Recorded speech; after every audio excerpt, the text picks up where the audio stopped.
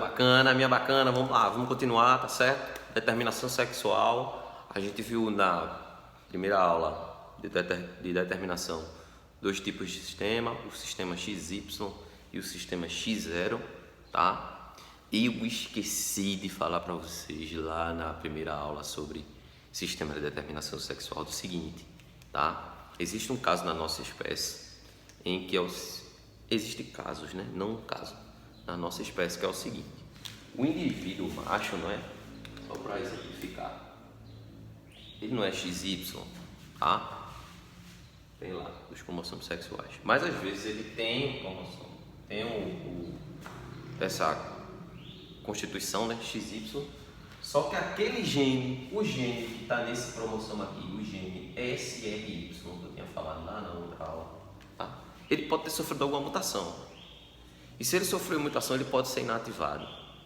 E se ele é inativado, não vai haver formação dos testículos ou dos hormônios sexuais masculinos, o que vai deixar esse indivíduo com um fenótipo, características, né, observáveis e tal, feminino, certo? Porque ele teve uma inativação do gene. Acontece. E também pode ter o seguinte: uma má formação lá, onde esse cromossomo, o Y, ele desaparece, ele não existe. Então, o indivíduo apresenta genótipo X0. Pois, professor, então ele entra naquele outro sistema, né, dos gafanhotos? Não. Nesse caso, se o nosso indivíduo, o ser humano, ele tem uma constituição X0, tá? Tem lá 44 cromossomos, mais um cromossomo sexual, o X, só o X, ele vai prestar uma síndrome chamada síndrome de Turner. Mas depois a gente fala sobre ela lá em anomalias congênitas, tá? Em um outro momento, numa outra aula, tá bom? Essa síndrome de Turner, ela vai prestar fenótipo feminino também, porque não existe o cromossomo Y, tá ok? Só um errinho que eu esqueci de dizer na outra aula, me perdoem. Então veja bem, a gente vai continuar os sistemas de reprodução sexual, de determinação sexual, e tá faltando só três não, na verdade 4, que é o primeiro sistema aqui, tá? O sistema número 3, porque na outra aula foram 2, o sistema ZW. O sistema ZW, ele é muito frequente em aves, tá? Peixes e tal, onde vamos ter aqui um macho, indivíduo macho, e a fêmea. E é o seguinte, vou colocar a quantidade de cromossomos aqui, certo? Um indivíduo 76 cromossomos, mais 2 cromossomos sexuais, só que esses cromossomos sexuais agora são do tipo Z, tá? E a fêmea, 76 cromossomos, mais 2 cromossomos sexuais, um Z e um W, tá? 2 cromossomos diferentes, não é aquela questão lá do XY, mas é praticamente a mesma coisa, parecido, só mudar a letrinha aqui. Vamos lá, o macho, dessa vez, ele só consegue produzir um tipo de gameta, porque ele só tem um tipo de cromossomo sexual. Então ele vai ter 38 cromossomos autossomos, mais um cromossomo sexual do tipo Z. E a fêmea não, a fêmea produz um óvulo com 38 cromossomos sexuais, mais um cromossomo do tipo Z, ou ela consegue produzir um óvulo com 38 autossomos, mais um cromossomo sexual do tipo W, certo? Se este espermatozoide fecundar um óvulo aqui, ó, óvulo 1, tá bom? A gente tem um indivíduo A E se ele fecundar o óvulo 2, a gente vai ter um indivíduo B. O indivíduo A, constituição 38 com 38, 76. Z com Z, ZZ. Isso aqui é um macho. Tá? 38 com 38, o indivíduo B, 76. Z com W, ZW. É a fêmea. Nesse caso aqui foi o inverso do que aconteceu no sistema XY. Quem é o sexo homogamético é o macho, porque só produz um tipo de gameta, como o cromossomo sexual Z, e a fêmea é que é o sexo heterogamético, porque ela produz dois tipos de gametas, um com o cromossomo Z e outro com o cromossomo W. Tranquilo? Sistema 4. O sistema 4 é o sistema Z0. Sistema Z0. Tá? Semelhante ao que acontece no sistema X0, tá? A ausência de um cromossomo sexual, tá faltando um ali, que é o que acontece nas galinhas domésticas. As galinhas domésticas, os machos, os galos, tá? Terão 76 cromossomos mais 2 cromossomos sexuais, ZZ. E a fêmea, as fêmeas terão 76 cromossomos, porém apenas um cromossomo sexual Z. Aí a gente coloca um zero aqui para indicar a ausência do cromossomo. Tá bom? Como é que fica? O macho, ele produz um tipo de espermatozoide com 38 autossomos mais um cromossomo sexual Z. E a fêmea, dois tipos de gameta. Um óvulo com 38 cromossomos mais 38 autossomos mais um cromossomo sexual Z, e produz um óvulo apenas com 38 autossomos sem cromossomo sexual. Se este indivíduo fecundar este óvulo, temos o indivíduo A. Se este gameta fecundar este óvulo, espermatozoide, teremos o indivíduo B. O indivíduo A, 38 com 38, 76. Z com Z, ZZ, certo? É um macho. 38 com 38, 76. Z não tem outro, é só Z, é a fêmea. Tá?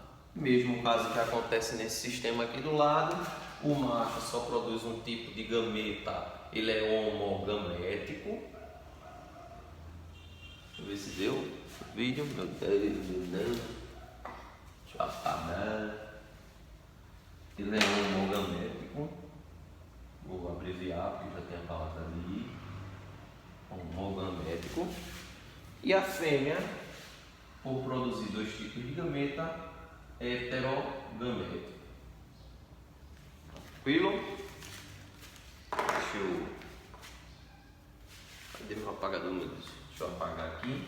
Tá faltando só um sistema, tá? Para a gente concluir essa parte.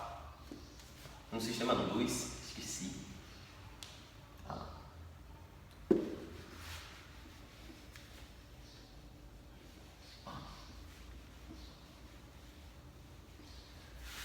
A gente vai aqui para o sistema haploide-diploide.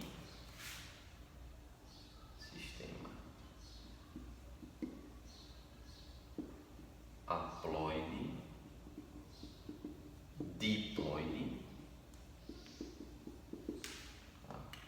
Aqui o exemplo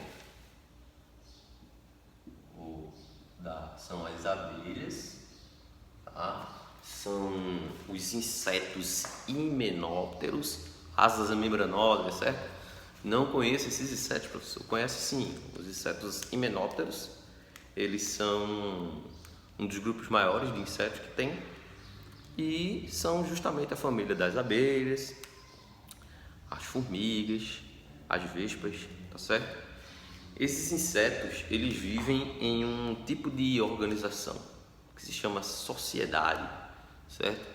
Essa sociedade, ela tem suas tarefas, como tem a sociedade humana também, tá bom? Só que só existem 3 tarefas nesse tipo de sociedade.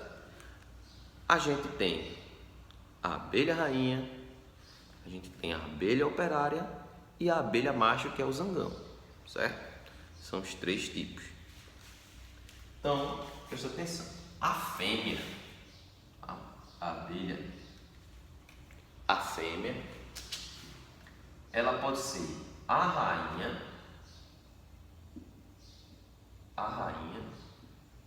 e a abelha operária. Tranquilo? Cada uma delas tem células com 32 cromossomos. 32 cromossomos. 32 cromossomos.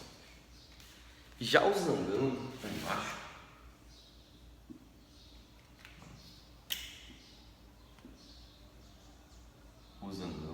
ele tem células apenas com a metade dos cromossomos das fêmeas, 16. Tranquilo? Presta atenção. O que vai acontecer aqui é o seguinte. O zangão, qual é a função dele nessa sociedade, né? Na colmeia? Reprodução. A função dele é reproduzir, tá? A função da rainha. A rainha é rainha, ela manda em tudo, bota moral, tudo é pra ela. E a operária, trabalhadora, que nem ela só. Então veja bem. A operária, ela não consegue reproduzir, certo? Ela é estéril, mas a rainha reproduz e o zangão também. Então como é que vai haver a formação desses 3 indivíduos? Tá? A rainha, ela produz, deixa eu puxar uma setinha para cá, tá? Ela produz o óvulo, tá bom? E esse óvulo, ele tem 16 cromossomos.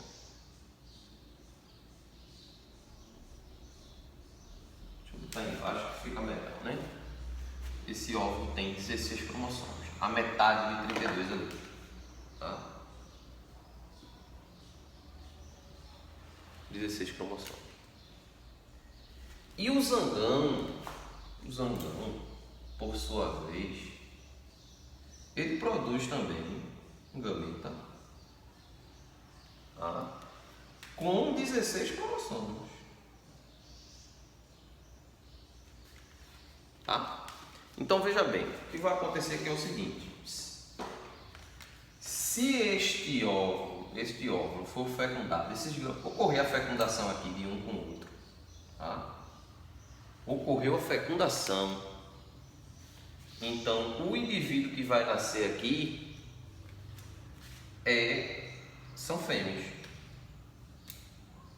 Deixa eu ver onde é que eu vou puxar a seta aqui. Deixa eu botar aqui letra A, é igual que nem eu fiz com os outros. Tá? Então vou botar aqui, ó, letra A, abre aqui embaixo, letra A. Um indivíduo 16 com 16, 32 cromossomos serão fêmeas. Aí as fêmeas, rainha e operária. Diferença entre elas, a nutrição na colmeia. A rainha recebe geleia real e as operárias recebem geleia normal mesmo e tal. E que a rainha também é que reproduz, obviamente, a operária não consegue reproduzir. E se o óvulo não for fecundado, tá? Vai acontecer um fenômeno muito bacana. Essa célula vai gerar o zangão, tá? Essa célula vai gerar o zangão através de um fenômeno conhecido por partenogênese. Partenogênese é um fenômeno muito comum onde fêmeas, tá, conseguem produzir novos indivíduos através de óvulos não fecundados, certo? Já imaginou as fêmeas conseguindo produzir nós homens sem reprodução? Pronto. Muito homem aí estava lascado porque só serve para isso mesmo, certo? Então é o fenômeno da partenogênese. O indivíduo, a fêmea consegue produzir um novo indivíduo a partir de um óvulo não fecundado. Tá bom? Tranquilão? E para a gente concluir, certo? Um último sistema, que no caso não é nenhum sistema, tá certo? Mas existe isso aqui na biologia, tá? Que é a determinação do sexo através da temperatura, tá? Vamos botar aqui como uma observação, tá? Genes determinadores. Genes determinadores. Deu ali? Deu. Do sexo.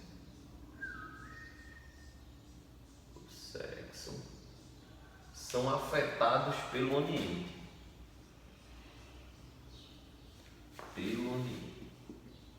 Aí o exemplo que a gente tem aqui é a temperatura. Tá? A temperatura de incubação.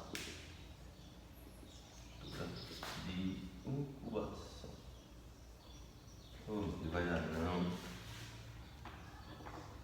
Vai dar não.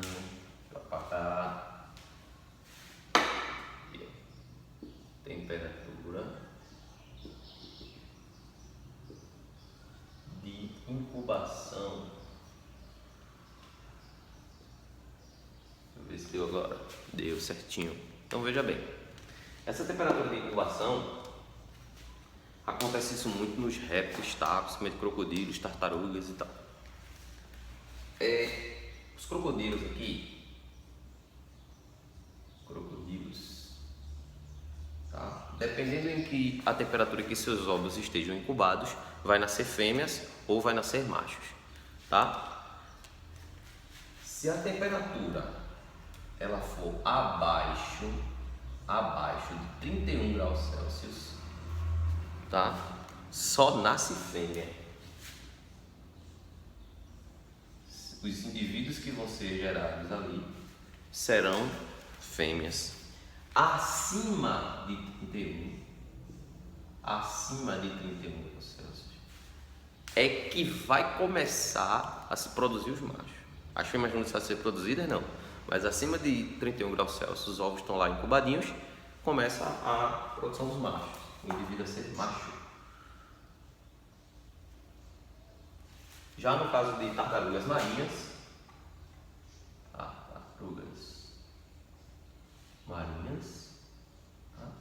é o inverso.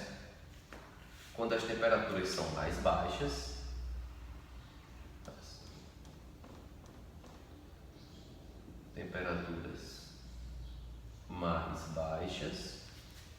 tá? Os indivíduos que nascem são machos, mais baixos que eu falo assim, relativamente, né? Porque 31 graus Celsius não é uma temperatura baixa, tá? E temperatura mais altas, os indivíduos serão fêmeas. Tá ok? Desculpem os transtornos das aulas, tá? Coisas que acontecem. Tive que dividir a aula em duas porque é um assunto um pouquinho longo. Espero que vocês gostem. Não esqueça de dar o like, não esqueça de se inscrever no canal. Cheiro na criança, cheiro na família. Estuda miséria.